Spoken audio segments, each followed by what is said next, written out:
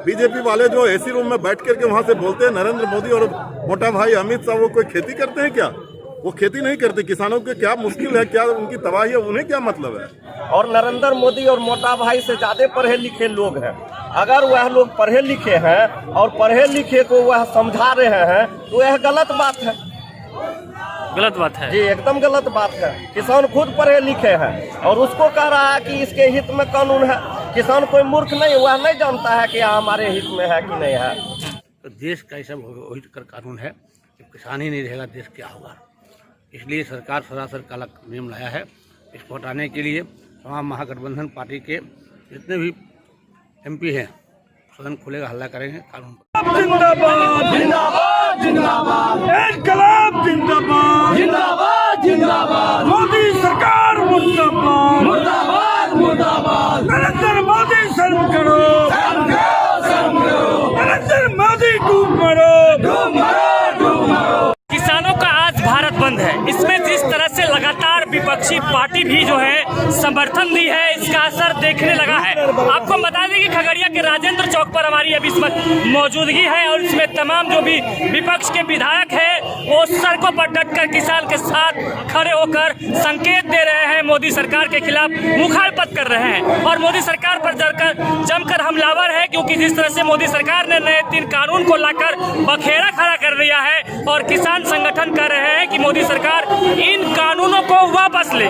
लेकिन मोदी सरकार कह रही है ये एक कानून जो है किसानों के हित में है, लेकिन किसान इसे मानने से तैयार नहीं हो रहे हैं। और ऐसे में तमाम जो भी विधायक है, आरजेडी के हैं, चाहे सीपीआई के विधायक हैं, समस्तीपुर से हैं, वो भी यहाँ पर खगड़िया में समर्थन दे रहे हैं। और किन मसलों पर ये साथ जुड़ रहे हैं, हम इनसे सीधे जुड़ते हैं विधायक जी से। विधायक जी, एक बात बताइए कि जिस तरह से आप लोग जो है मोदी सरकार के खिलाफ किसानों के साथ खड़े हुए हैं, सरकार कह रही है कि किसानों के हित में है और आप लोग कह रहे हैं कि अहित में है, कौन सही है? बिल्कुल सरकार का कहना जो है जनता को ठगने की बात कर रही है। अगर किसान के हित में होता तो किसान पंजाब के जो है वो हजारों किलोमीटर चल करके दिल्ली की तरफ कूच करने का फैसला क्यों करता? उनके ऊपर पानी की बौछार चलाया जा रहा, आंसू गैस के गोले छोड़े जा रहे हैं, लाठियां चलाई जा रही है और अब तक उसमें आधे दर्जन से किसान जो है उनकी मौत हो चुकी है। कोई मौत को गले क्यों लगाता है? जब उसे लगता है कि मेरी जिंदगी खतरे में है और तब वो लगाता है। आप जान लीजिए 3 बिल जो लाया है, इस बिल से किसान का जो है उनकी जमीन उनके हाथ से निकल जाएगी। उनके जो बार्गेनिंग कैपेसिटी, दाम तय करने का जो अब तक मिला हुआ भी नहीं था, एमएसपी जो है न्यूनतम समर्थन मूल्य जो सरकार तय किया था बनाने का कि किसान को उससे कुछ दाम मिलेगा, उसको उसने समाप्त करने का काम किया। और आवश्यक वस्तु अधिनियम, जिस अधिनियम को उसने समाप्त किया उससे किसान के फसल का दाम किसी भी कीमत पर नहीं मिल सकता। विदेश से जो उत्पादित वस्तु, जिससे हमारे देश के किसान के लागत खर्च से मैक्सिको के गेहूं का जो है 2 रुपया प्रति किलो खर्च होता है, वहाँ के किसान, वहाँ के कॉरपोरेट और इस देश के कॉरपोरेट वहाँ से ला करके वो खर्च करेंगे और तब बेचेंगे, खर्च नहीं बेचेंगे। और तो कैसे ही इस देश के किसान को फायदा होगा?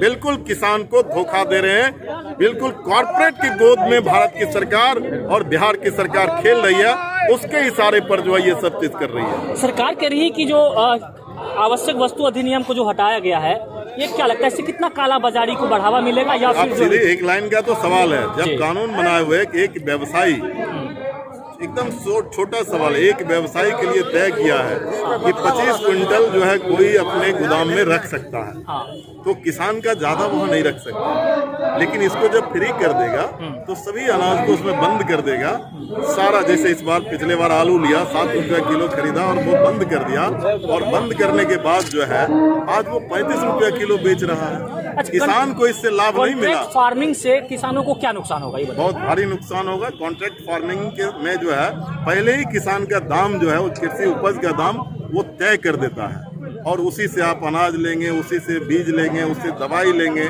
तो दाम वो पहले तय कर देंगे। वो आपको जो है मतलब उधार में देगा।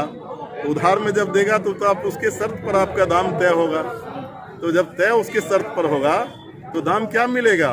जो कह रहे हैं स्वामीनाथन कमीशन का हम लोग तो मांग करते थे, स्वामीनाथन की अनुशंसा के आधार पर दाम दो, तो ये कॉन्ट्रैक्ट फार्मिंग बीच में कहाँ से आया, क्यों आया, किसके लिए आया? ये कॉरपोरेट सेक्टर के लिए लाया है और कॉरपोरेट वाले कॉन्ट्रैक्ट पर लेंगे, उनके लिए इसमें अडानी, अंबानी, कैरीफोर, वॉलमार्ट ये सब आने वाले हैं। सरकार कह रही है कि आप लोग किसानों को गुमराह कर रहे हैं, विपक्ष जो है इसके पास मुद्दा विहीन और इसलिए राजनीति कर रही है। क्यों आवश्यक वस्तु अधिनियम क्यों हटा दिया? उसको हटाने के पीछे मकसद क्या था?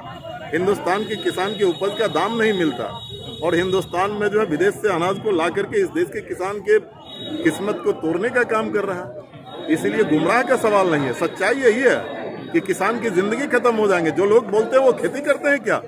बीजेपी वाले जो एसी रूम में बैठ करके वहां से बोलते हैं नरेंद्र मोदी और मोटा भाई अमित शाह, वो कोई खेती करते हैं क्या? वो खेती नहीं करते। किसानों के क्या मुश्किल है, क्या उनकी तबाही है, उन्हें क्या मतलब है?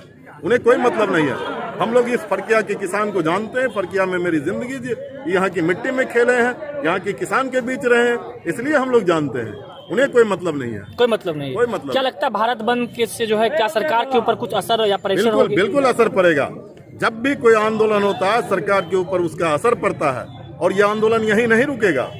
यह आंदोलन किसानों ने अपनी जिंदगी मौत की लड़ाई की तरह इसको बनाया है और इसीलिए इस आंदोलन में आप जान लीजिए आगे का रास्ता ये खोलेगा। चला रहे हैं मोदी सरकार तो पहले से प्रेशर में है कि गलत सलत कानून बनाते हैं और मोदी सरकार पर हम लोग जो किसान जितना भी है, आज सिर्फ खगड़िया जिला ही नहीं पूरे देश पूरे राज्य के किसान सड़क पर है और इससे मोदी सरकार को सीख लेना चाहिए कि जो अन्नदाता है, जो अन्न उपजा के बच्चा से लेके बूढ़े तक को पेट पालता है, आज क्या नौबत आ गई कि वह आज सड़क पर रो रहा है, सड़क पर आंदोलन कर रहा है, सड़क पर प्रशासन से मार खा रहा है, बेइज्जती हो रहा है। इस चीज को मोदी जी को सोचना चाहिए और किसान के विरोध में जो कानून लाया गया है उसे वापस लेना चाहिए। लेकिन सरकार लगातार समझा रही है किसानों को कि ये आपके हित में है, लेकिन कहाँ पे कंफ्यूजन कहाँ पर है?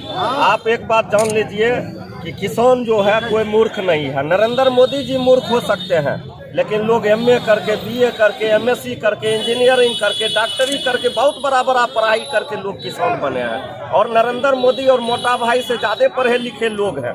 अगर वह लोग पढ़े लिखे हैं और पढ़े लिखे को वह समझा रहे हैं तो यह गलत बात है। गलत बात है जी, एकदम गलत बात है। किसान खुद पढ़े लिखे हैं और उसको कह रहा है कि इसके हित में कानून है। किसान कोई मूर्ख नहीं, वह नहीं जानता है कि हमारे हित में है कि नहीं है।